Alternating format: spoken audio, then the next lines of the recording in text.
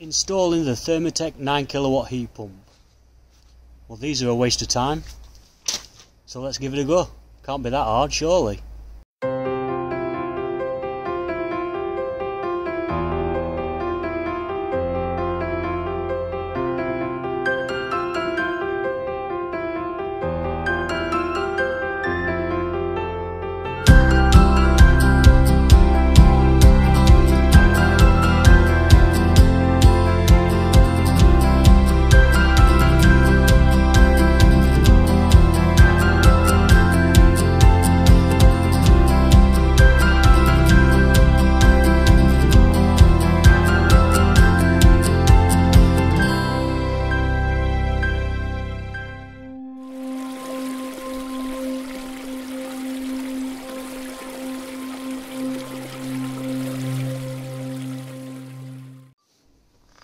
Right then guys, so we've got the 9kw ThermoTec inverter. The only thing I've done at the minute is attach the condensate hoses. Now I will give you a quick tip on this, just in case anybody else has one, is they come with 4 hoses and 4 like clips what you have to clip underneath to the base plate, what the condensation drips down onto through the fins. I don't know if it shows them in here. They're just like 4 plastic plugs where you plug in underneath the inverter and they what the hoses attach onto. Now they've got like these ever so stiff like locating pegs what you have to push right up into the underneath of the base plate. Like I say, they're really tight and they're such a bugger to try and push in. So just a quick tip for anyone else that's getting one of these: warm those black pegs up first. Just chuck them in some hot water to soften them up before you push them in, because if you don't warm them up, you know, to soften the plastic, they are an absolute ball ache and they just will not push in. So warm them up in some hot water and then push them into the underneath on the base plate, and then you can put your hoses on. Makes the job 10 times easier. So that's one tip for you already. That's something I learned. So then what you've got after is, once you've got, just let me get my torch a second and see if we can show you what I mean. Right, so underneath the heat pump itself, so those black plastic things there, what plug into the base plate, they're what your hoses attach onto, and they're the things that I said to put in hot water first before you try and push them into the base of the heat pump, because they're absolute nightmare to push in if you don't soften the plastic up first. So chuck them in some hot water just to soften them up, and then once they're in place and they've cooled back down, then put your hoses on, and then it's going to save you a lot of headache, because I had an absolute nightmare with them. And then obviously, then what I've got, these hoses are, you get 4 hoses, and this is what your condensate runs out of. So there's 2 on that side and there's 2 on this end here, the left hand side. And all I've done with mine is just down back there, I've made a mini soakaway just at the back there, and I've just dropped those hoses into the soakaway. So that's how I've chose to do that. I think it looked pretty neat. Just tied them up with a few tie wraps just to keep them nice and tidy. So that's that. So what's next on the agenda is the pipe work. So at the back here you've got your inlet and then your outlet.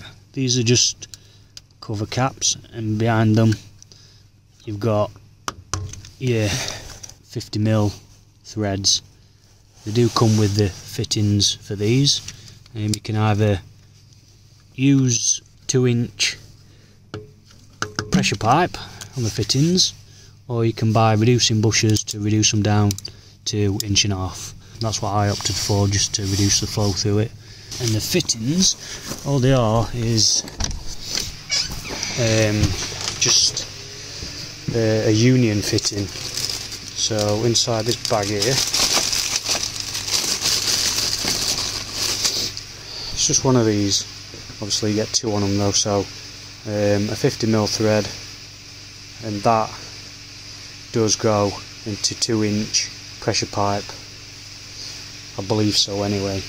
I may have to double check it, but I believe it will go into 2-inch pressure pipe. So what I'm going to do now is I'm going to get these PTFE'd up, both of these, and I'm going to get them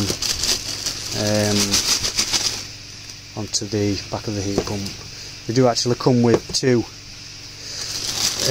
rubber O-rings that go over the threads, so I'm not going to go mad with PTFE tape, because them O-rings are designed obviously to create a seal, so I'm not going to go too mad with them, but I'm just going to put a bit of PTFE tape on there, just a bit of added security more than anything, and for a bit of peace of mind. Right, so these are as unions then, guys, just them, and these are as adapters. So these will take us from 2-inch down to 1.5 inches. So basically that end there just pushes into there, like so. So I'm going to give them a bit of a scrub down just with some cleaning tape, just to roughen surfaces up a bit, just to help them get a better grip. So I'll just give them a quick rub down just to roughen them surfaces up. Same on inside of that as well.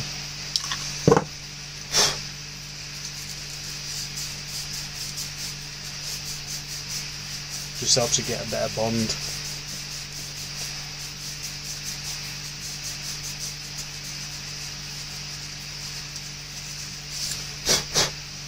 Right.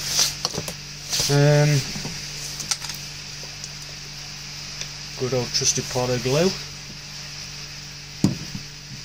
I'm sure plenty on you have used this glue before, but for those that haven't used this glue before, this is very rapid set. You have to be very quick with it. You only get a few seconds and then you're done. No second chances with this stuff. So you literally have to get it on, get it pushed in. Because like I say, jumping, oh that's tight. Oh! I don't know who fastened that one in factory. They didn't mean anyone going in that one. Jesus! They didn't mean anyone going in that pot. Right then, so they've been roughed up. And like I say, no second chances with this. You've got to just get it on and get it in your fitting. So excuse me if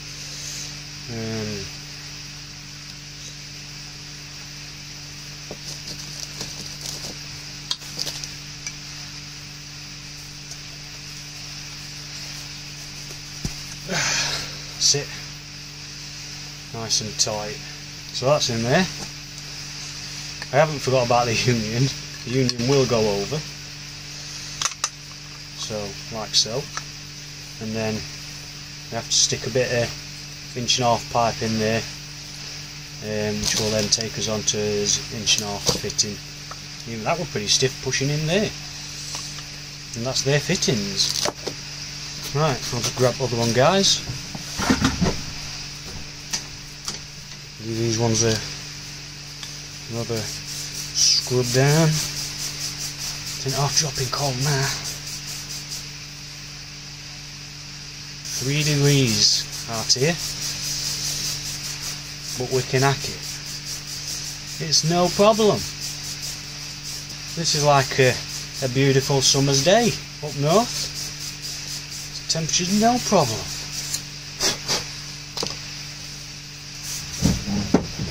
Oh, second one, guys.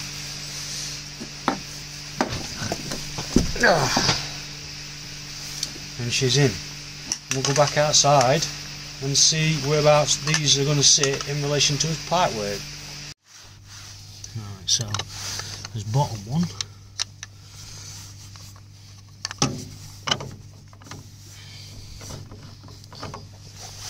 looks like it's pretty much in line, so that's good.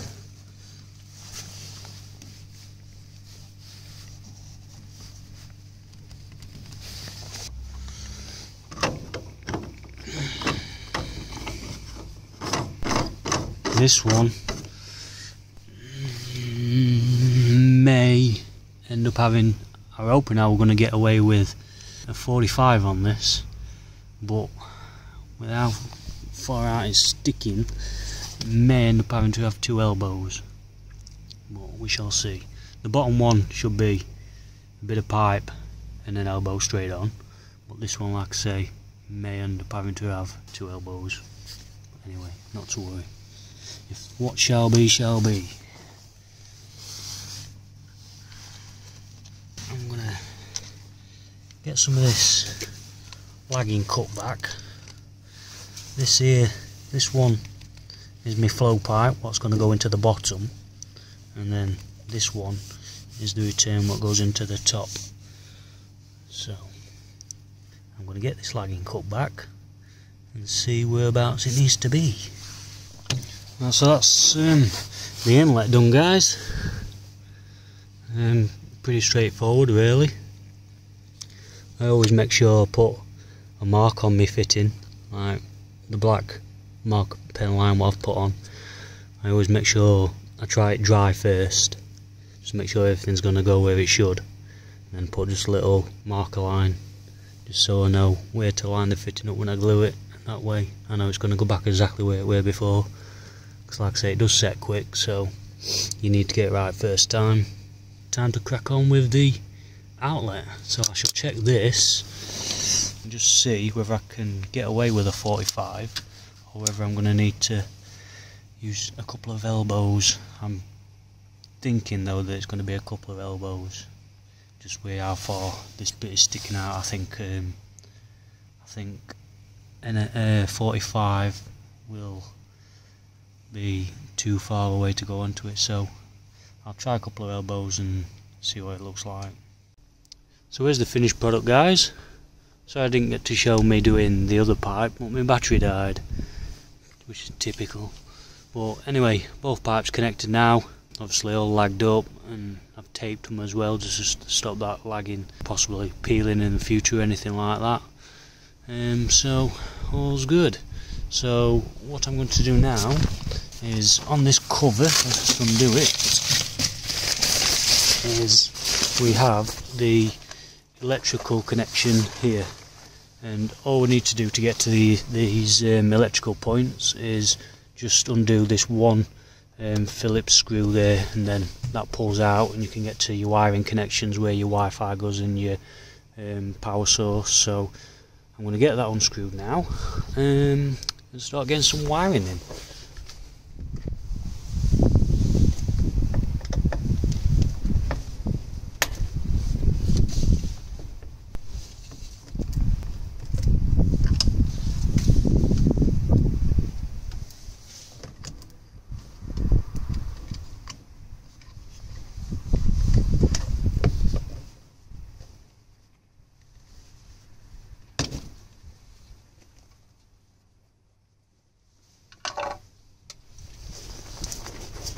So remembering to put his cable through there first, otherwise we'll not get it on. And do the securing strap, secure it in place.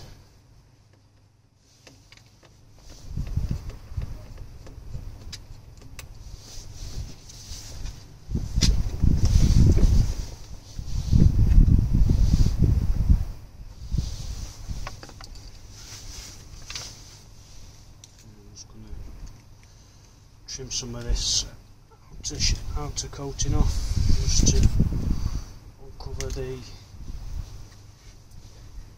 wires behind it.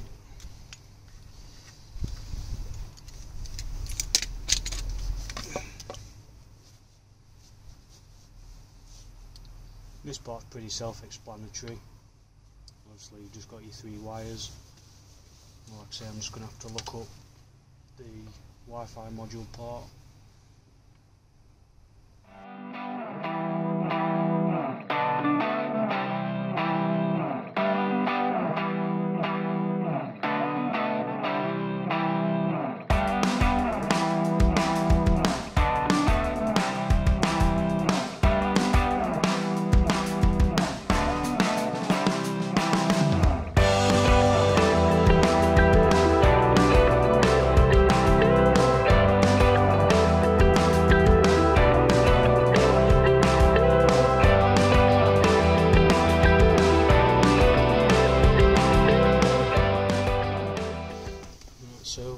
housing, so then what happens is your cover just obviously sits over it like that. But before I screw it back on, I want to find out whereabouts the Wi-Fi connects to, so give me a second.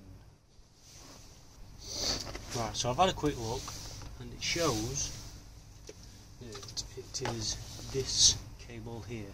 One goes to the circuit board and one goes to the display, which I believe is that side. So it says that we have to unclip this like so, and then in the box you get the Wi-Fi module, you get this Y splitter, and the Y splitter goes to this circuit board, and there's only, I believe there's only one way it can go, which is that way.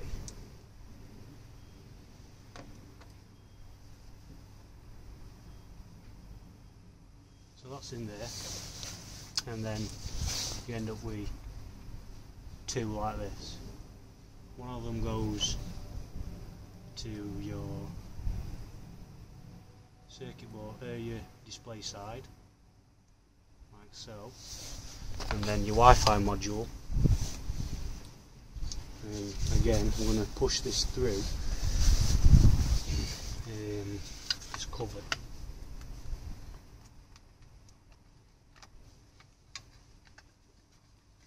The Wi-Fi module connects into the other Y-piece connector, like so, and then that can be connected back up inside. Just on the little bracket it's on. Just up there. The Wi-Fi module itself has got a magnet on the back of it, what just goes like that. So I don't want too much of this wiring out.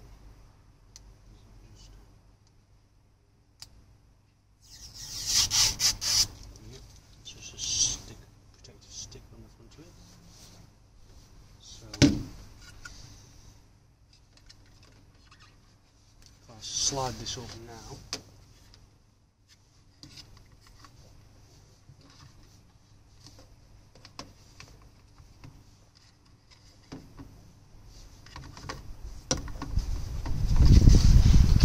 put this front cover face back on,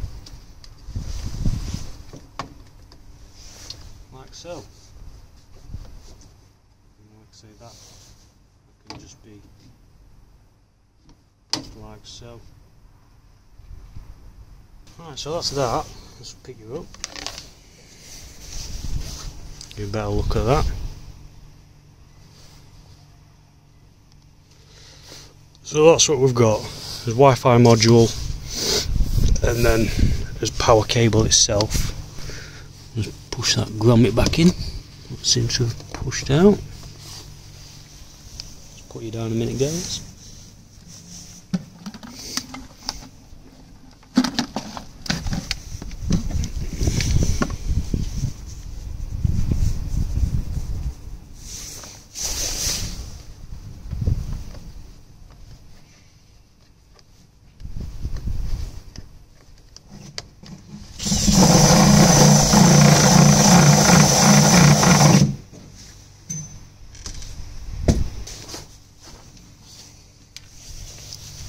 Right, so I've got my hole drilled just here, guys. So I'm going to start feeding this roll of cable through that hole to take it into the shed.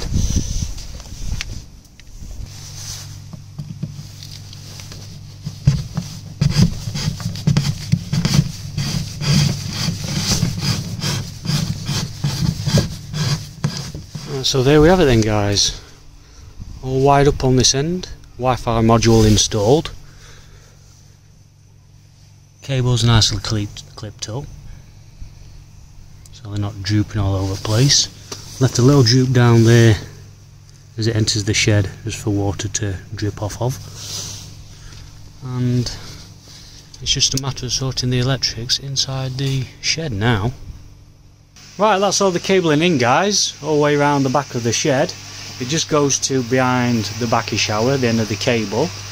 I'm not going to bother connecting the electrics up tonight due to the fact it's already 8 o'clock and I want to go and grab something to eat, and I think I'm going to kick back, put my feet up and watch a few you guys videos, catch up on a few. Now, another reason for not connecting it up tonight is for the fact that I've also got to let the water into the system, into the heater. So once I do that, the water levels are going to drop, just due to the fact that the pipework is empty, so obviously it's got to let water then through to the heater. So I'm going to have to deactivate my drum tomorrow, switch that off, just so it doesn't operate the float switch. So I'm going to have a fiddle about with the levels once I've opened the ball valves up to it. So I will have to turn my drum off. Now, another issue as well is, even once all this is connected up, the manual says that the heater won't actually take over the pond temperature, or controlling the pond temperature, until the water itself is at 8 degrees. Now, if you look, there we go, my pond temperature is currently sat at 6.4 degrees. Now, it has been up as high as 7.5 over the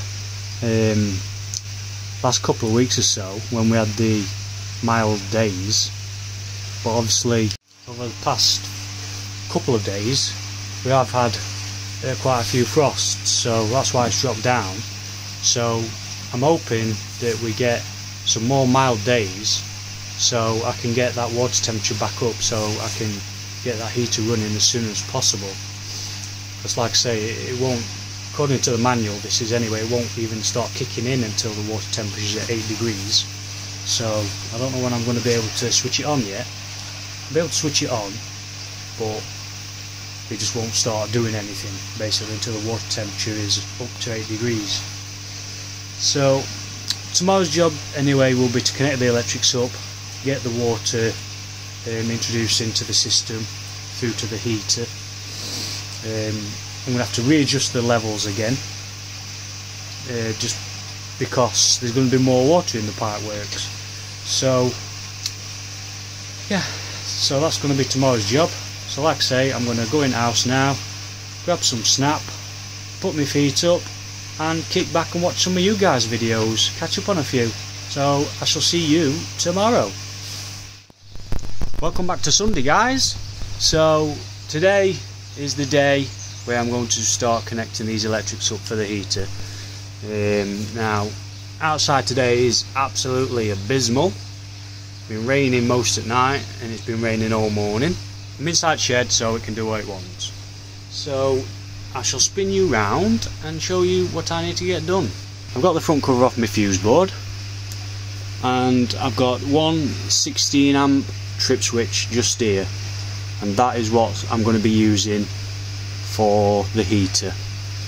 These heaters, it can go into a 3-pin plug fused at 13 amp, so that's why I'm going to be sticking it into that 16 amp breaker.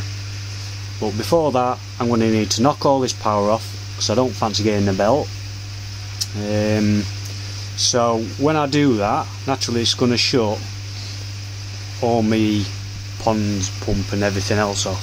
So I'm suspecting that once I do that, because the pump is going to be turned off, I'm suspecting that the water levels are going to rise. So I am expecting the top up tank to start overflowing, which is not a problem. But it just means when I have finished the electrics and open the ball valves to the heater, I am going to have to readjust all my water levels again. But it's no problem, I can work around that. So let's crack on. So here goes nothing. Put you guys in dark. Get all my tools to hand what I need. I've got my cable. I think that one may be a little bit tight to get that one through there, so I may need to find myself another grommet if I can remember where they are.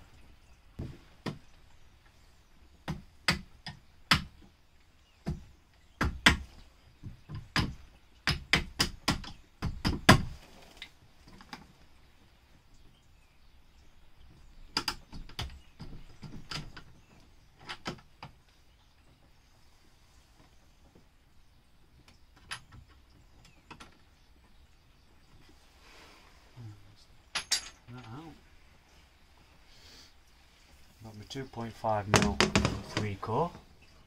That's going to go into that 16A breaker.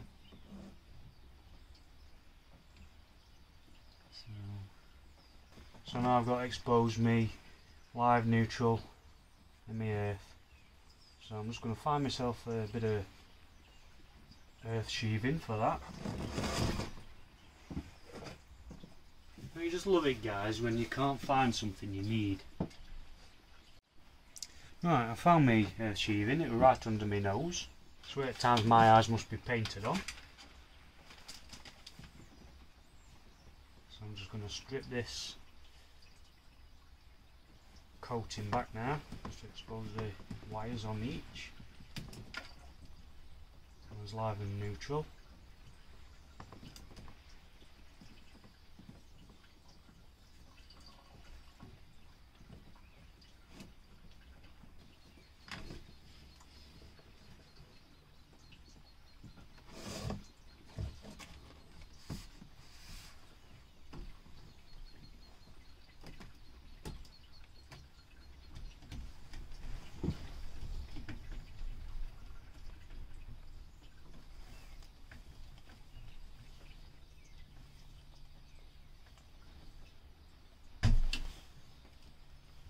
Attach neutral into the neutral bar.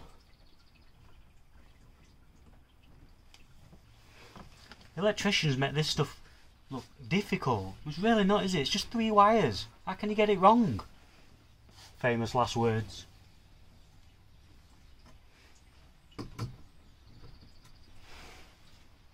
So that's that side into the fuse board, guys. So what my plan is to take it along here and put me switch just here somewhere. So without putting too much tension on that, I'm just going to see how much I need. Let's take it across.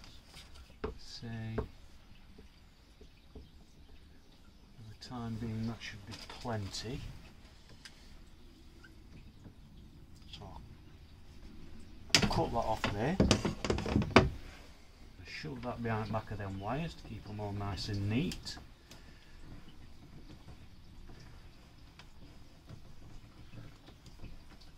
I'm going to grab myself a few clips.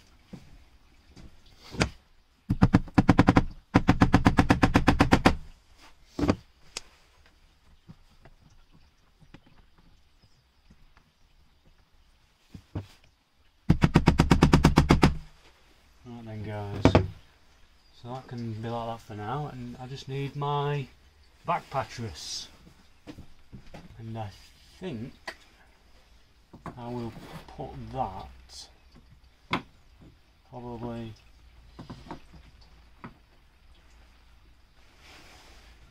maybe there somewhere.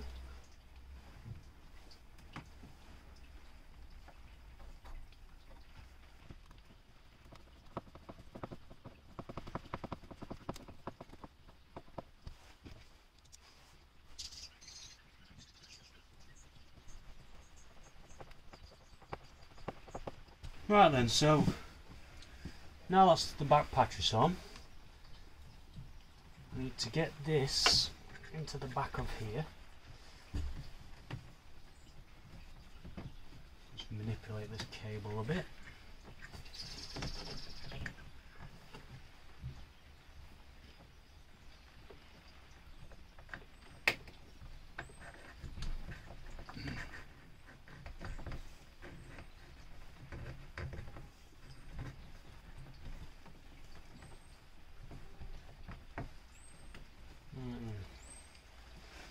So that's where that's going to go in there. And then, like I said, guys, I've just got a 3-pin plug. I'm going to get this wired into there. Again, strip these coils back.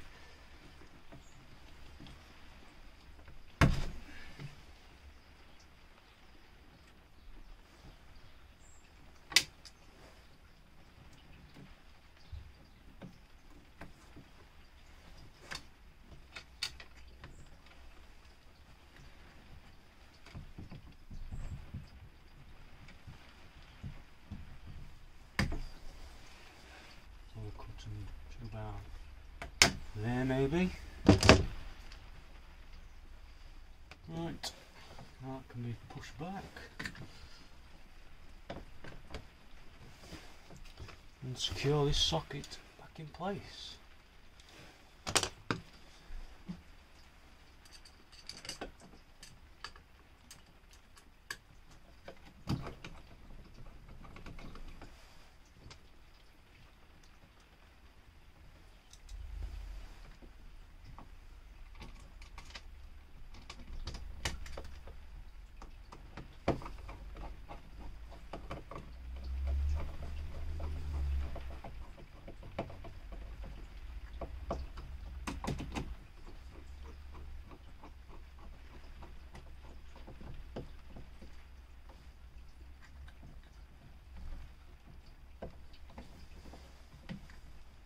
Awesome, guys. So that's the socket in there ready. And what's going to go in there to monitor the heater is one of these electricity monitors. What will just be plugged into there like so, and then obviously 3-pin plug onto there. Right, so that's the plug all wired up then, guys. And as you'll see, I've replaced this fuse in here. It was originally a 3 amp fuse, so I replaced it with a 13 amp fuse.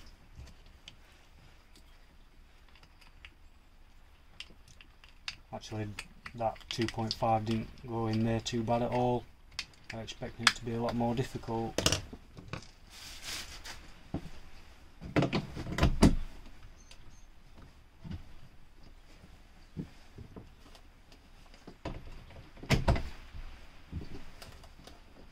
And there we have it.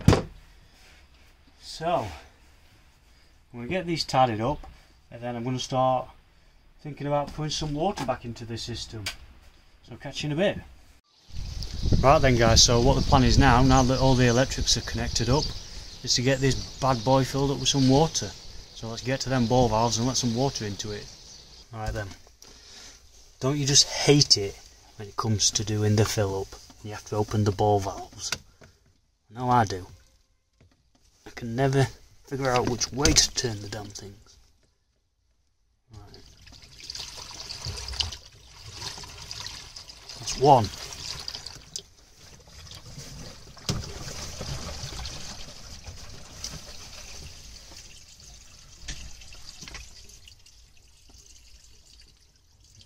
And that's 2 open. So let's get round to unit and have a look. Well, I can't see any obvious signs of any leakages. So that's good. I'm pretty confident that there'll be nothing leaking in the channels underneath. I am quite confident of that. So, now that we've got water in the system, in theory, when I start this unit up now, when I start the pumps back running, that top up tank will kick back in to start filling because we've lost some water out of it. And I have also disconnected the drum motor and the spray bar pump, just so that doesn't kick in while we filling the system back up. So if I turn this on,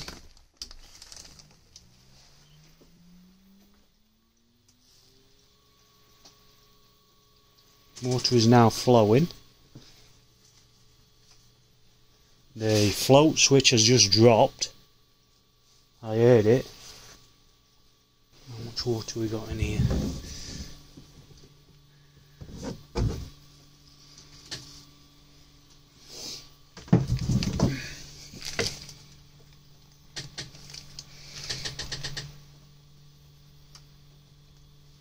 Yeah, so that water level needs adjusting. But what I will do first off is I will connect both of those back up, the spray bar and the drum motor, just so I can give the drum a cycle to clean it, just to make sure that there's nothing stopping that water level from rising back up to its normal running height.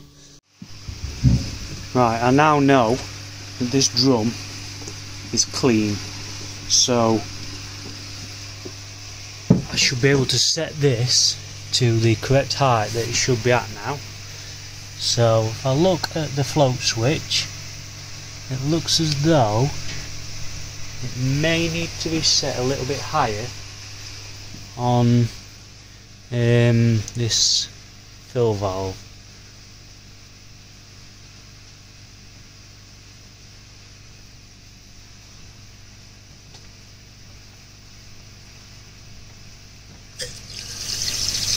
I'll just let it put some water in.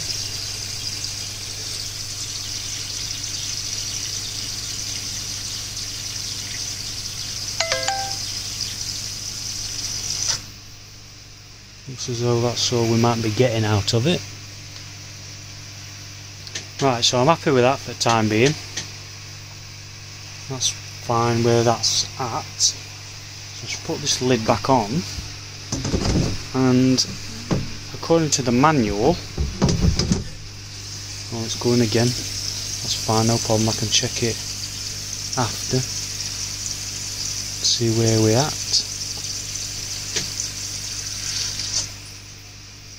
Right then, so according to the booklet now, I should be pretty much okay to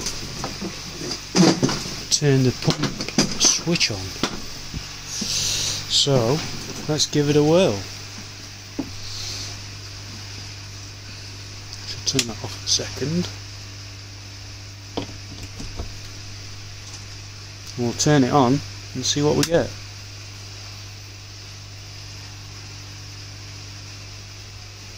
Let's go outside.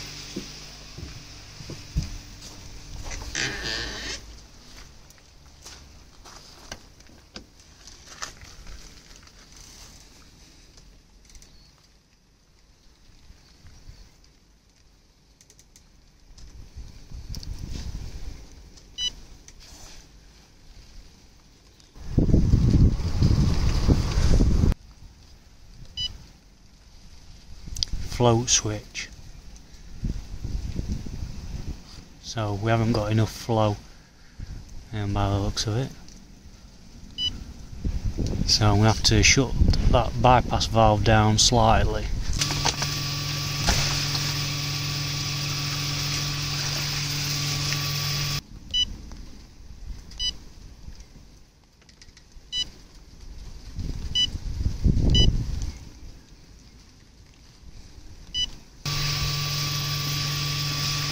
Right, sorry guys about cutting that clip. Yeah, so I just had to check a few things out, but now that I seem to understand it, so I'll take you outside and I'll show you it running and some of the parameters that I've changed inside of it. Right then, so on the display, this is what we've got at the minute. So I've changed all the date settings on it, so all you do is change the date, click on your clock, click on clock there, and then you get this go up across the top. You've got your day, your month, your year, and then your time, so it's just a matter of putting in. Today's the 13th, so 1/3 of the second, 22, and then the time 15:05, so 59 seconds, see, and then press enter, and then that sets it for you. And then this one here is just in case you want to put any time settings into it, so it runs in on time settings, but I'm not bothered about that, so just press back. And then what I did is change the parameters of the minimum temperature I can set this to. So when you first get it, it comes, the minimum temperature you can set is 15 degrees, but I've changed it to 10, purely for the fact I don't want the water temperature climbing up too rapidly. So I press the settings button, and to get into this menu you have to press 66. So press 6, 6 and enter. And then you scroll right through your menu until you get to parameter R10.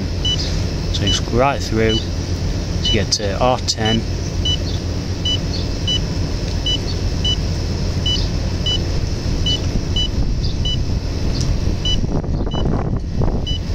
R10, minimum heat, and you'll see the set value there is 10. So all you do to change it, when you first get it, it'll come set at 15, you just click on it and you just set your temperature, so 10, press enter, so that's it. And then obviously you've got your maximum heat, you don't need to change that, so just go back. This here is your desired temperature you want your pond at, so just press that. I've set it, well, the minimum 10, and then make sure you click on the sun to put it in heat mode.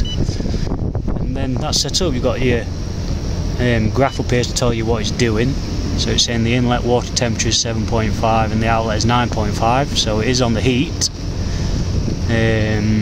This doesn't quite correlate to what my thermometer inside is saying though, for some reason. I don't know whether this one in here isn't quite right, but this is saying my pond temperature is 6.9. Now it has gone up by nearly half a degree already, and because it was at 6.5, so it has gone up by nearly half a degree. And you'll see that on there at the moment it's currently using just over 1 kilowatt of power, and so far, because it's running in high mode at the minute to try and bring it up to temperature, it's cost me nearly 9p so far. Your prices may vary depending on who your supplier is and what tariff you're on. 1 kilowatt hour of electricity for me cost me 19.97 pence. So like I say, your prices may vary, so if you do get one of these also, you'll have to make sure that you put in your cost per kilowatt hour. But yeah, so that's pretty much it at the moment. I'm gonna just potter around in the shed for a bit, keep an eye on things, just see what happens, and just watch it, you know, climbing up in temperature, and see how fast it goes up. And that's about it for the time being, guys. So I will report back later on. See you in a bit.